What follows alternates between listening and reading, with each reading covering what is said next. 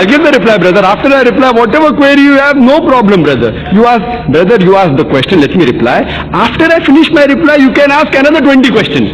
But you ask the question, I was listening to you carefully. Now you listen to my answer, and after I finish my answer, if you have any query you can ask, I will give enough time. If chairman doesn't agree, I will request him to give you time, because you are delighted to come here. We are more delighted that you are here. The brother said that the Quran says in Surah Anbiya chapter 21, verse 22, it's actually verse 33, that the sun rotates. What is quoting in the verse of the Quran of Surah Anbiya chapter 21, verse 33, it says, Huwa allazi khalaqal layla wan nahara.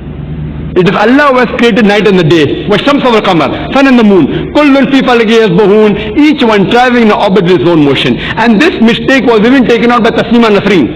You know Taslima Nasreen? Heard of her? From Bangladesh. She said that if a book believe that the sun rotates around the earth, then how can we advance? So the Quran has to be changed. Nauzubillah. The problem is that a view should be changed and she should read the Quran correctly. The Quran says, Huwa allazi khalaqa al-layla wan nahara. It is Allah who has created the night and the day. Washamsa wal qamar, the sun and the moon. Kullun fi falaki yasbahun. Each one traveling in orbit with its own motion. Nowhere does the Quran say that the sun rotates or revolves around the earth. Nowhere. What does the Quran say? The sun and the moon rotate and revolve. Nowhere does it say around the earth. The word earth is not there in this verse. It says, Huwa allazi khalaqal layla wan nahara. It is Allah who has created night and day. Washamsa wal qamar, the sun and the moon. Kullun fi falaki yasbahun. Each one traveling in orbit with its own motion. When I was in school, I had learned that the sun was stationary. It did not rotate about its own axis. It revolved in the universe. The whole solar system is revolving. But when I passed my school in 1982, I had learned the sun was stationary, did not rotate. But this verse of the Quran says, the Arabic word yasbahun is derived from the word sabaha, which describes the motion of a moving body.